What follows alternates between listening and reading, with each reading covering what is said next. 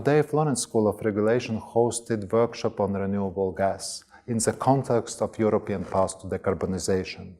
I was honored that the co-chair of this workshop was Professor Bressand, a person that I know for quite a long time, being Energy Commissioner. We met with Professor Bressand when he presented Shell scenarios for the future. And since then, he worked in different capacities in energy world. Now he is with University College London. And I would like to know what, in your opinion, has changed in energy world? What are the tendencies? How do you see the energy world today? Well, I think I see three tendencies. The first one is energy is no longer just an input into the economy. Energy has become, again, very central. This is true in America, where President Trump wants to claim energy dominance. This is true in Europe, because in Europe we have energy and fighting climate change as our new driver. And this is true in the developing countries, where they are, for millions of them, living poverty and therefore expressing new needs. So to me, the first trend is energy suddenly a very, very central issue. The second change compared to the years you mentioned is that decarbonization, fighting climate change, is becoming an unavoidable central reference. On this, of course, Europe is a little different. Europe is far more understanding of the challenge, but you go to California, you go to China, you go to India, you also see it. So we have there a very, since the Paris Agreement, there is a new mindset. And the third thing is we are probably less sure about what are the good solutions. For Americans, for example, Obama achieved a lot by shifting from coal to gas, including unconventional gas, and they think it's part of the way to the future. In Europe, it is much more about renewables. Can the third world leapfrog? We don't know. But there is much more uncertainty, notably on the issues that you had in your workshop today.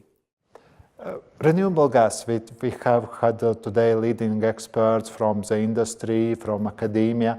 What are the chances for renewable gas to penetrate the world of energy? Because today it's only 4% in the EU. I think in other parts of the world even less, I assume.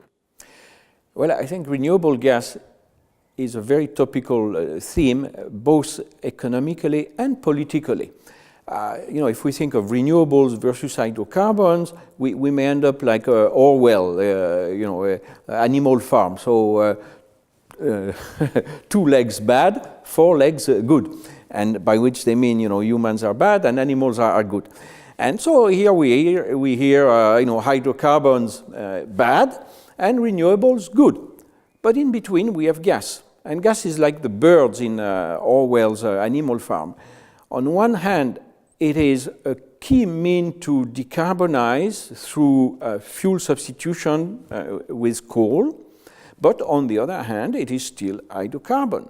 So by looking at renewable gas, as the Florence School of Regulation did today, I think we are looking at what is the possibility that this bird really becomes part of the good, part of the solution. So to me, this was a key reason to look into gas, renewable gas. The other big reason being that the first phase of the energy transition has focused on power, electricity, and we leave out all that is not electricity, and therefore the molecules, we now have to worry about them.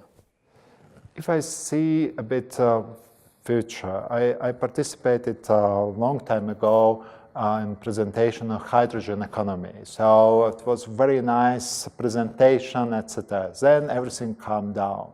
And at that time when the presentation was made, I really believed, well, it really will happen.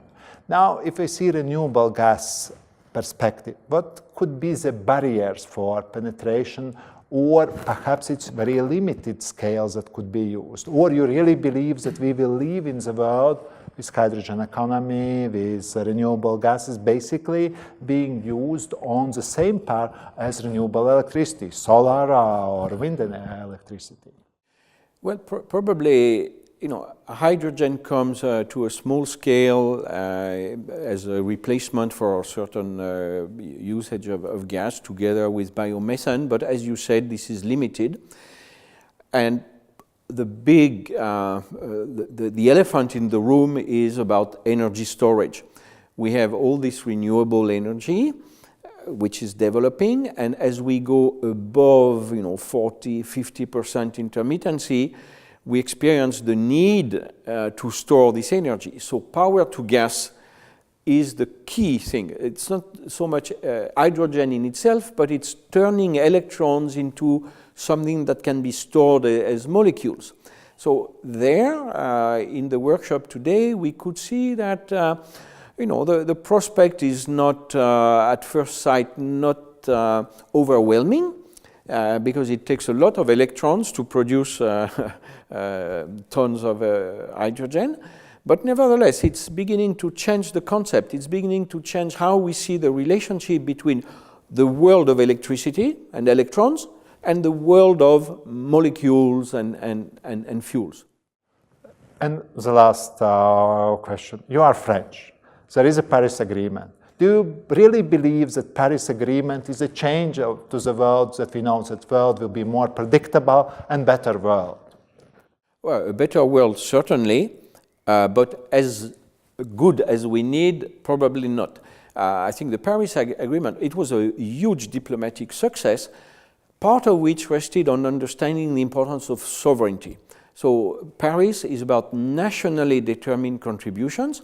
Some of these contributions are extremely limited in their scope, and there is the hope that having made an initial contribution, the countries will gradually upgrade them. But at this stage, we are only, the glass is only half full or a third full.